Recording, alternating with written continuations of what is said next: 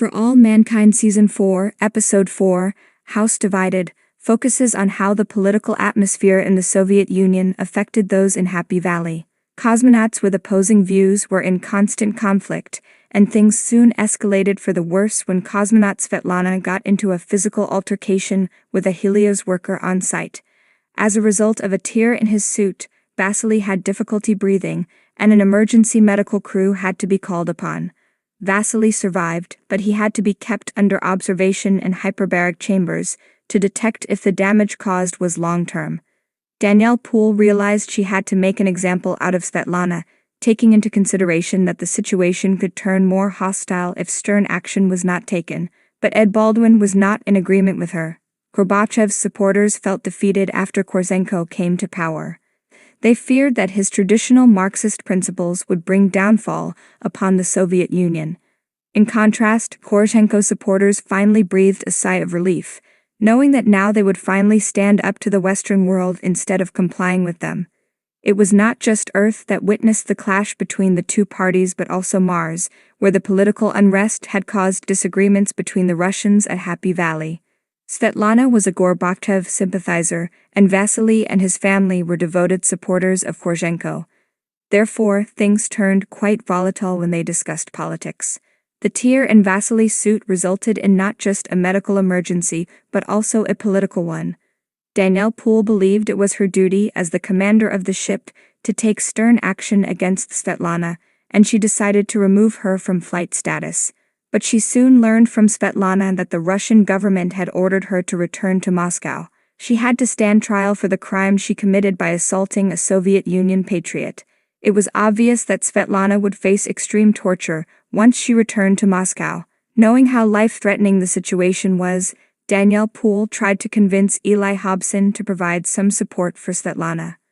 The new regime was not up for negotiation, and they threatened to react if the United States attempted to hinder the way they carried out law and order. According to the negotiations between Gorbachev and President Wilson, any nation could recall its citizens from Mars whenever they felt it was necessary. Therefore, there was no legal way to go about it.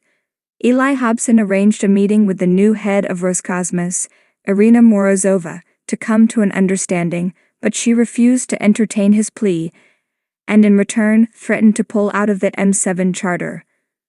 Later in For All Mankind Episode 4, we find out that the Russian government was all the more determined to bring justice to Vasily because his family was well connected. He was the nephew of an influential member of the Politburo. At Star City, not everyone agreed with the decision Irina was willing to take to make an example of Vasily's case. Eli Hobson was not left with many options, and he eventually realized that the only choice they had was to find a neutral ground where the case could be brought to justice. Since India was the only neutral country participating in the M7, it was decided that the trial would take place there. In the previous episode, we witnessed the growing proximity between Ed and Svetlana. After spending 8 years mourning the death of his partner, Ed found himself drawn to a Russian cosmonaut, Svetlana. He offered her his secret stash of weed to counter the back pain she was experiencing.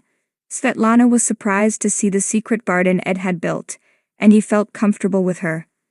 Ed was not happy when Danielle announced that she would take Svetlana off flying duty for the next 60 days.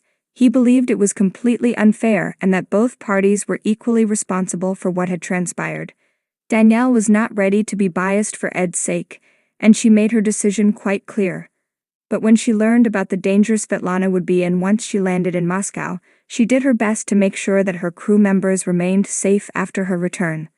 Danielle's decision to speak on behalf of Svetlana did not sit well with the Helios crew members.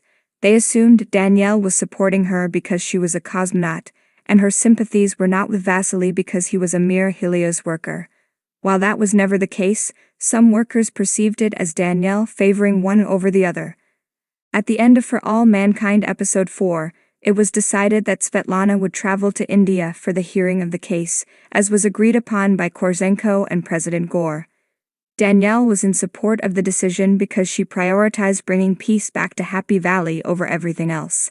Ed did not believe that the Soviets would be fair to Svetlana once she landed on Earth.